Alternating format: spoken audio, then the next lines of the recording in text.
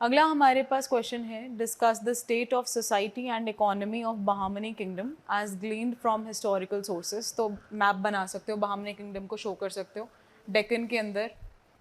बनाओ मैप और डेक्कन का एरिया हाईलाइट कर दो। जानते हो अगर कि बहामनी किंगडम कौन से एरियाज़ को मिला के बनता है, तो वो भी मेंशन कर सकते हो, योर विश। जितना अच्छा डिटेल बना सकते हो उतना आपके लिए फ़ायदेमंद होगा।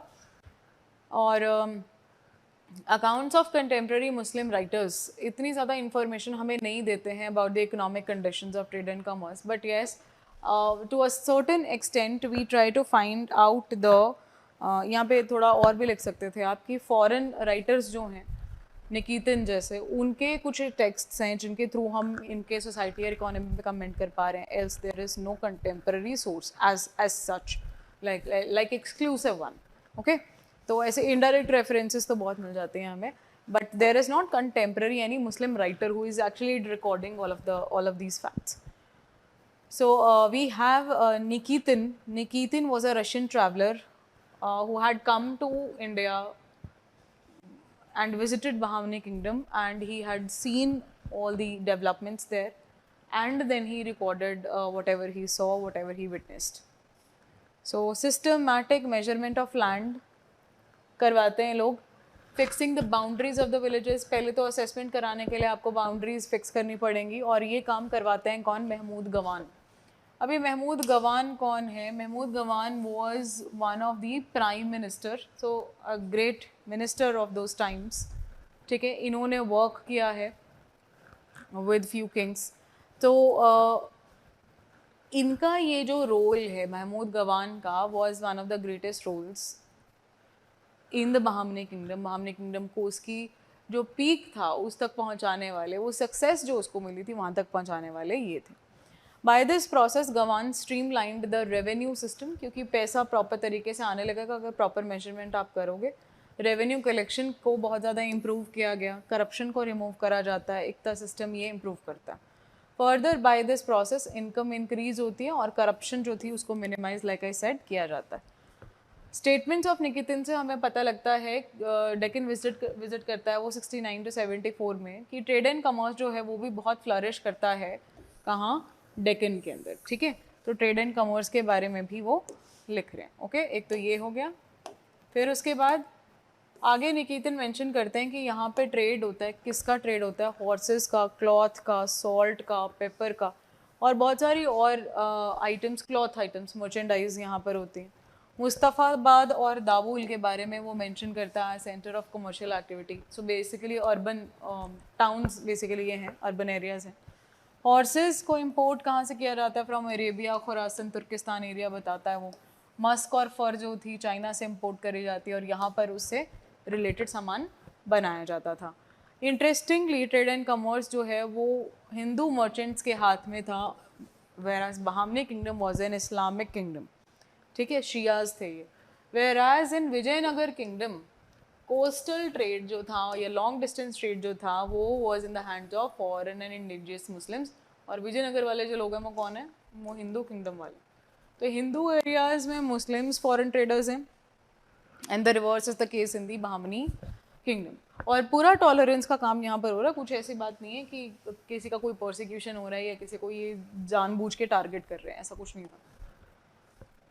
सोसाइटी के बारे में अगर देखें तो बहामनी रूलर जो हैं मोस्टली सुन्नीस थे, but the Bahmani society was cosmopolitan in character. ये यहाँ पर रहता है। The social structure of the Bahmani kingdom comprised of Hindus, Muslims, Iraqis. तो आप देखोगे कितने सारे डिफरेंट डिफरेंट टाइप के लोग यहाँ पे रह रहे हैं। खुद ये मोस्टली मुँह से शिया निकल गया था, तो सुन्नीस हैं, लेकिन आप यहाँ पे शिया पॉपुलेशन भी बहुत सारी आप देखने वाले हो। ठीक है, they have links with Iran. ठीक है, तो आप यहाँ पे बल्कि शियाज ही कर लो। इनफैक्ट मोस्टली शियाज हैं, सुन्नीस हैं, शियाज ज़्यादा। सुन्नी ज़्यादा ऊपर थे, दिल्ली सल्तनत वाले लोग या बाद में मुगल्स जो थे वो सुन्नी थे। तो ये रहा। निकितिन यहाँ पर कहते हैं कि यहाँ पे दो तरीके की क्लासेस हैं, एक तो बहुत ज़्यादा अमीर लोग हैं और दूसरे बहुत ज़्यादा गरीब लोग हैं। तो अमीर लोगों के अंदर महमूद गवान के लाइफस्टाइल को ये एग्जाम्पल के तौर पे दिखाता है और कहता है कि ये इंसान जो है हर रोज़ 500 लोगों के साथ डिनर करता था, डाइन इन करता था बेसिकली, जब भी खाना खाता है। जो शो करता है कि भाई कितने सारे लोगों को खाना पिलाना है ना, लाविश लाइफस्टाइल है आपका। 100 आर्म्ड पर्सोनल्स जो थे इसके ऊपर नज़र रखने के लिए, यहाँ पैलेस के ऊपर नज़र रखने के लिए रखे गए थे। तो कितना इंपॉर्टेंट पर्सनैलिटी है। बिसाइड्स इसके अलावा 2 social classes, in addition to these 2 social classes we also come across a community of merchants, जो कि यहाँ पर उतने ज़्यादा अमीर तो नहीं थे जितने कि नोबल्स थे, नॉट दैट मच एफ्लुएंट, लेकिन इतने पुअर भी नहीं थे जितने कॉमन लोग थे। तो मतलब थोड़ा सा मिडिल क्लास आप कह सकते हो, मिडिल क्लास मर्चेंट क्लास यहाँ पर प्रेजेंट थी, ट्रेडर्स प्रेजेंट थे।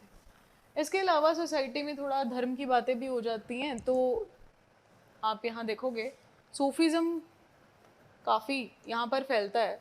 कब से फैलना स्टार्ट हुआ? जब मोहम्मद बिन तुगलक ऊपर रूल कर रहे हैं दिल्ली सल्तनत में, उसी वक्त पे बहामनी किंगडम बनने जा रहा है। तो डेक्कन के एरिया के अंदर बहामनीज़ ने अपना इलाका बना लिया। मोहम्मद बिन तुगलक का रूल सिर्फ नॉर्थ इंडिया तक क्या कहते हैं कंटेन होकर रह गया, रिस्ट्रिक्ट होकर रह गया।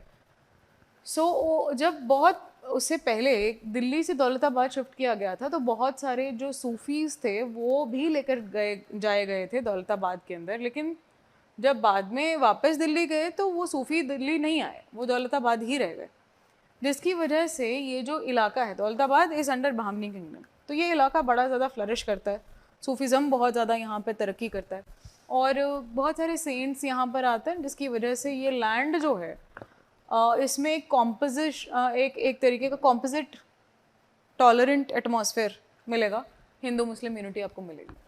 बहामनी किंगडम में नोटिस करते हैं predominant influence of Sufis of Chishti, Qadri and Shattari orders. ये सिलसिला थे 3 जो यहाँ फेमस होते हैं। बिदर जो है इमर्ज होता है as one of the centres, important centres of Qadiri order. Sheikh Sirajuddin Junaidi was the first Sufi, royal honour मिलता है उनको। ये अब ऐसे हो चुके हैं जो कनेक्टेड होते हैं पॉलिटिकल एक्टिविटी के थ्रू, या ऐसा कह लो कि पॉलिटिकल पेट्रनेज मिलता था। चिश्ती सेंट थे दिल्ली में जिनका नाम था सैयद मोहम्मद गेसू दराज। वो यहाँ गुलबर्ग में आ जाते हैं। गुलबर्ग आज का कर्नाटका जो है वो है, ये कलबुर्गी इसका नाम हो चुका है आज की डेट में। तो ये गुलबर्ग इन कर्नाटका है। Okay. Sultan Firoz granted a number of villages for the maintenance of khanqah of Gesu Daraz. ये चीज़ भी यहाँ हुई। ठीक है जी। Okay. With the influx of Afghans, the Shia population of Bahmani kingdom also increased. ये भी हुआ यहाँ पे। अफकीज़ कौन थे? Afaqis are the ones who are coming from Iran. तो बड़ी सारे ना इनकी नोबिलिटी शिया सुन्नी मिक्स थी, लेकिन बहुत सारे ऐसे लोग थे जो यहाँ के रहने वाले थे और बहुत सारे ऐसे थे जो बाहर से आए थे। तो अफकीज़ जो हैं ये भी आ रहे हैं यहाँ पर, और इनके आने से शिया पॉपुलेशन यहाँ पर बहुत ज़्यादा बढ़ जाती है, जिसकी वजह से शिया सुन्नी एक कॉम्पोजिशन जो है वो यहाँ पर एग्जिस्ट करता था। Interesting feature of the communal life is the mingling of Hindu Muslims. ठीक है, वो हुआ। उर्स सेलिब्रेशन, उर्स का मतलब होता था कि जब किसी संत की डेथ होती थी, वो डेथ डे होता है, that is a mourning day. Mourn करना मतलब शोक मनाना। तो वो वाला दिन था ये, जिसको मनाया जाता था सूफियों में। सूफी संत की जिस दिन डेथ होती थी उस दिन को लोग याद करते थे। Jangam Lingayat in Muslim cap blew the conch and offered flowers to the Muslim saint. तो मुस्लिम एक्टिविटीज़ में यहाँ पर लोग लिंगायत कौन है? शैविज़म के लोग थे, मतलब शैव सेक्ट को बिलोंग करते हैं। भक्ति संत आपने पढ़े होंगे, भक्ति मूवमेंट यहाँ लिंगायत सेक्ट के रूप में चलती है, लिंगायत मूवमेंट भी कहते हैं उसको। तो वो हैं, ये शिव के फॉलोअर्स होते हैं। हिंदू ट्रेडिशन एंड कल्चर भी बहामनी कोर्ट को इन्फ्लुएंस करता है, क्योंकि यहाँ पर देवराया वन की जो डॉटर होती हैं उनकी शादी हो जाती है फिरोज शाह बहामनी से, और जब ये लड़ाई झगड़ा इनका चल रहा होता है दोनों का, तो मैट्रिमोनियल अलाइंसेस साइन होते हैं, जिसके बाद से फिरोज शाह बहामनी के जो दरबार था, या ऐसा कह लो कि वहाँ का जो माहौल था, उसमें हिंदुइज़्म के कल्चर्स के फ्लेवर भी हमें देखने को मिलते हैं। ठीक है, और इसी तरह हम कह सकते हैं कि एक बहामनी किंगडम में एक एलिमेंट ऑफ टॉलरेंस था सोसाइटी में, which added to the beauty of this composite culture. ठीक है, तो हम ऐसा लिखकर यहाँ पर एंड कर देंगे आंसर को।